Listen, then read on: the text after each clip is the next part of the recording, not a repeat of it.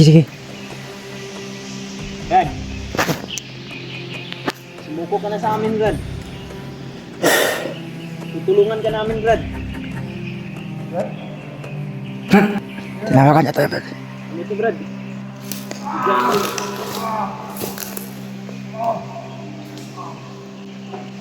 Nangyari sa'yo, bro?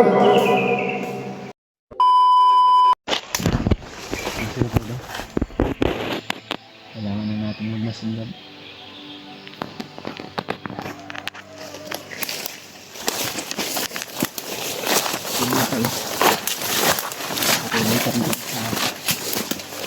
Susunod na mga talo. Sinusunod namin si Julius mga talo. Para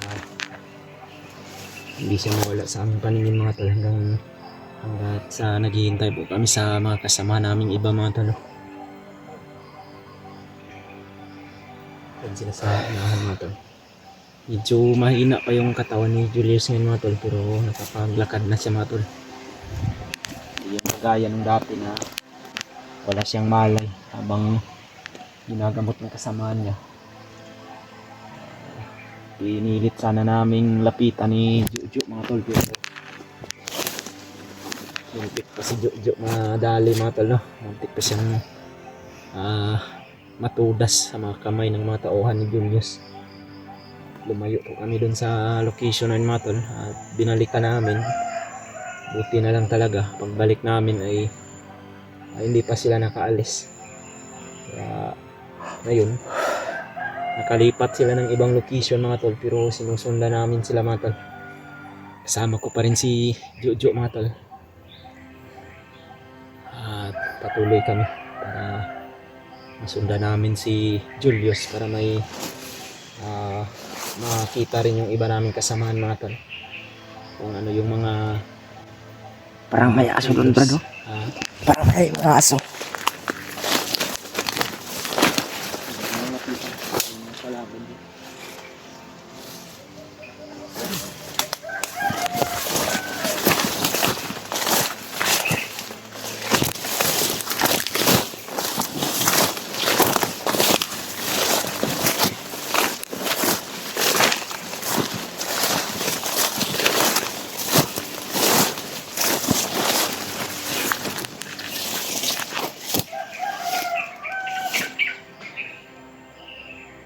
ano sila Brad?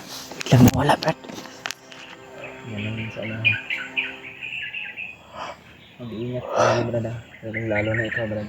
Oh. Mag-hikbit tayo nga. Ayun, Brad. Para di tayo mapahamak.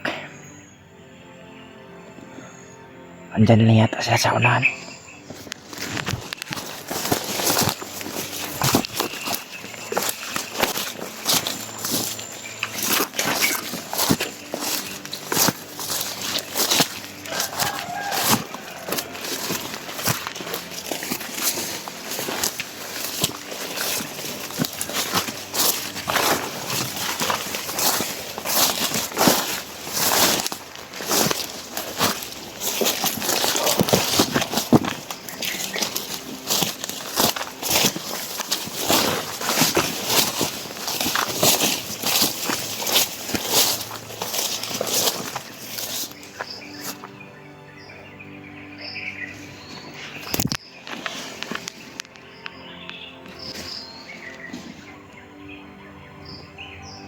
Nawala yung bandido na nasundan natin yun. Oo nga. Huwag kang kumpiyansa kapag nagtago lang yan sa kami. Sa mga dami.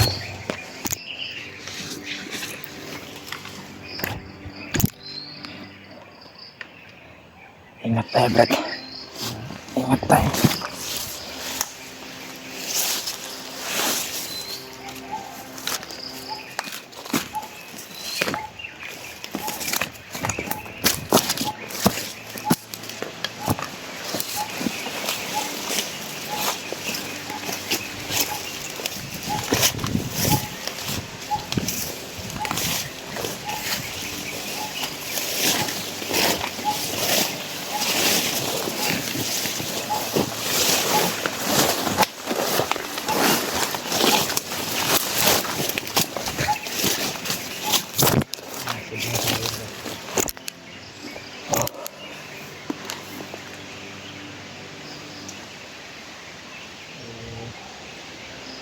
mga tol, no? Nang nabalitaan tayo na sa mga may upload na nababit sa Kuya Bads na tol. Nagpapasalamat po kami ng vlog ko dahil nakita namin yung video na natin na request na natin. Parang plano niya yata bumaba ng bundok mga tol. Problema po ngayon sa kanila na tol. Yung bayan niya ay maalam mga tol. Ang bayaw niya mga tol ay pumanaw. Kaya kailangan yung bumaba sa kailangan din kung ano yung mga kailangan gawin din sa baba mga tol.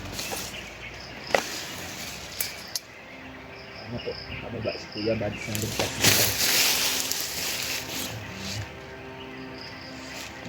May nangyari ba sa pamilya niya, Brad? Yung bayaw niya, Brad, yung kapatid ng kanyang asawa ni Kuya Bads ay pumanaw. Ay, kawawa naman, Brad. Ambulance na lang po sa pamilya nila Ate Chrissy Marites.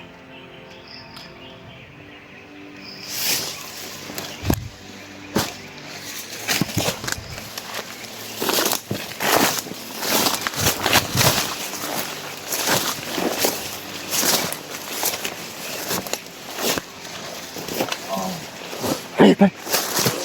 Parang may tao, Brad.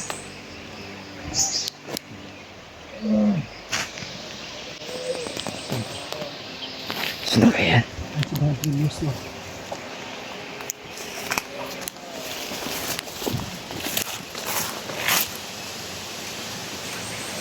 Julius yan, Brad.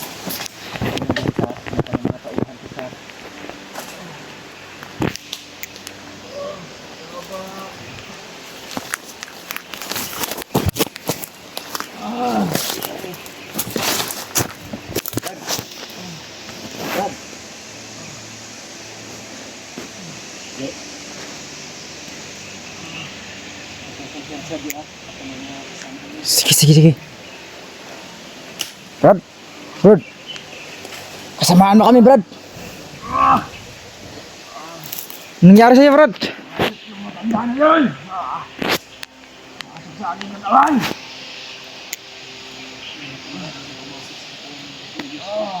Sinong matanda, Brad?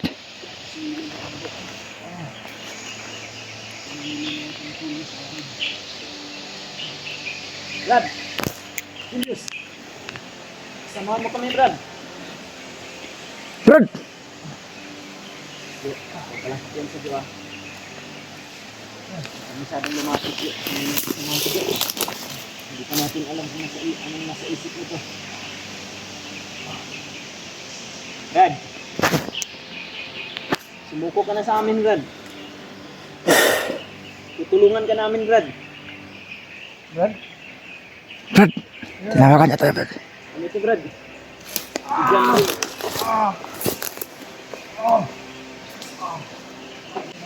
Anong nangyari sa'yo, Brad?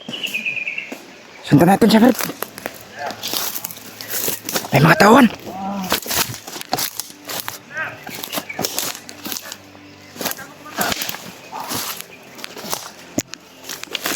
May mga tawan siya.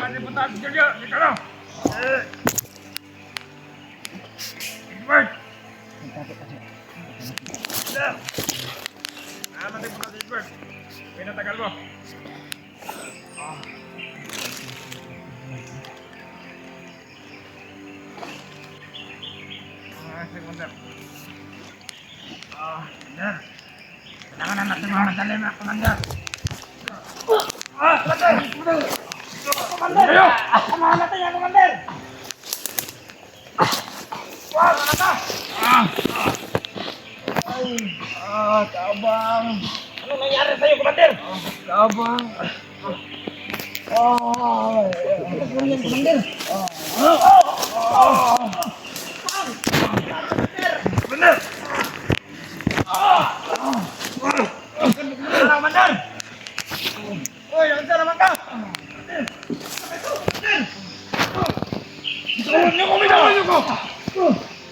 Brad, parang sinasaktan niya ang kanyang tawon.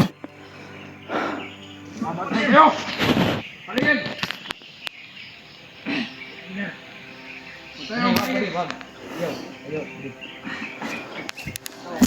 Ano naman, Commander? Napakaraming tawon. Commander, pwede na tayo, Commander. Ay, kumpiyansa ba din? Masin kayo. Ay, masin, Edward. Na, kuhan ko na.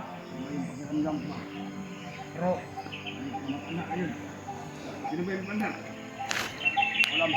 Nagkatabi, Commander, yung matanda. Matanda na pumasok sa aming katawan.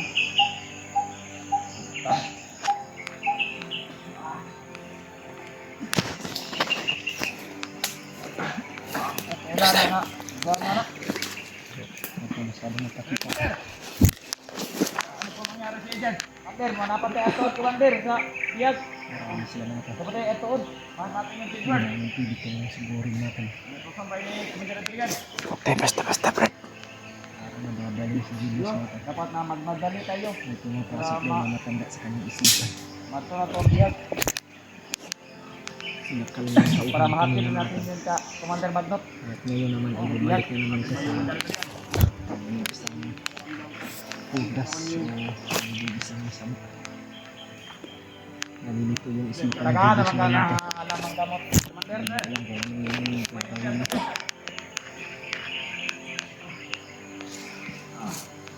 Tara na, Mari. Papunta daw sila sa Dapat tayo magmamadali dahil meron pa tayong atoon na iyag. Huwag na tayong magkakabal. Alam natin kung ano yung nangyari sa Julius. Pero marami na kanyang matulungan. Ingat tayo, man. Kailangan sundan natin dito. Tulungan natin ito si Julius. Kaya alam ko dito. Pinasak na niluluambo yung pangangatawan na ito. Padula na. Kaya ka na. Layo-layo lang mo. Ang sara ni si Commander ron.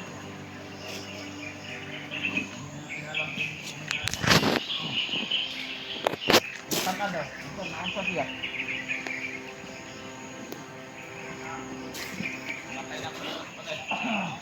Ayun, dikit. Ang sara na.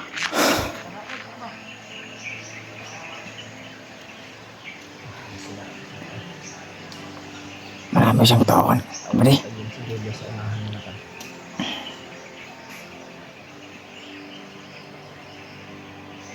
Tignan natin ito. Pag makasakali tayo na matulungan natin ito si Julius dahil alam ko yung nasa isip niya ngayon. Sundan natin. Nalilito ka niyan sa brand. Hindi niya alam kung ano yung gagawin niya.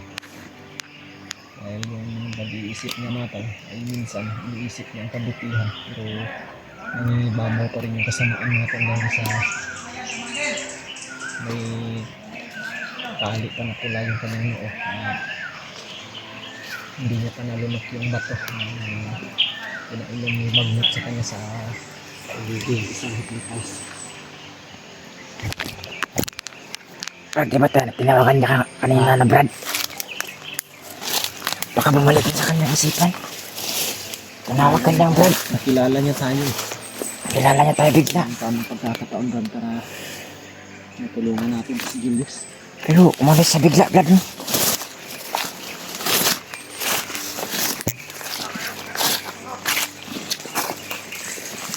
Buti na lang talaga hindi tayo nakita ng mga tauhan natin. Oo nga. Kasi kanina nakakawag natin lapitan si Julius dahil alam ko yung ganyang mga sistema ba doon.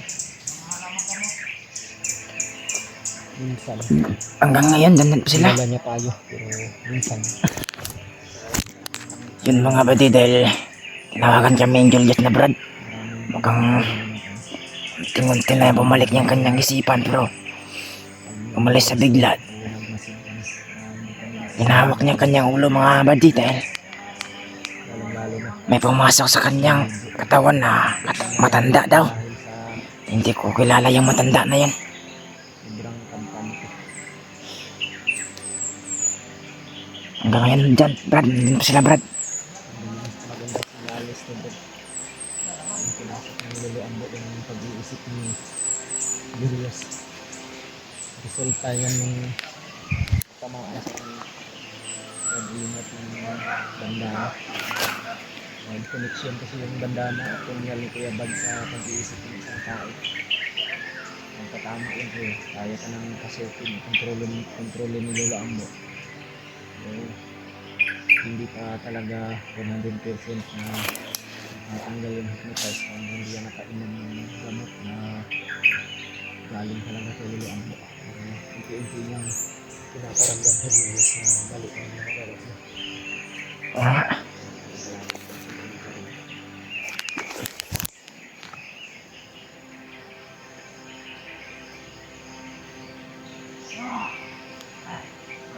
Badali na si Julius na siya. Kailangan natin sundan to, Brad. Tapos yan na lang itong video natin ito. Sabihin niyo po sa kasama namin na ito. Ang Labradorima. Sabihin niyo po natin na si Julius ngayon ay pinapasok na ni Lolo Ambo yung kanyang pag-iisip ko sa katawan niya ito. Grabe si Julius, mga buddy. Sinaktan niya ang kanyang tauhan. Pero nangingibabaw ko rin yung kasama. Baka siguro din niya napigilan ng sakit ng ulo niya. Pinapasukan ng hangin.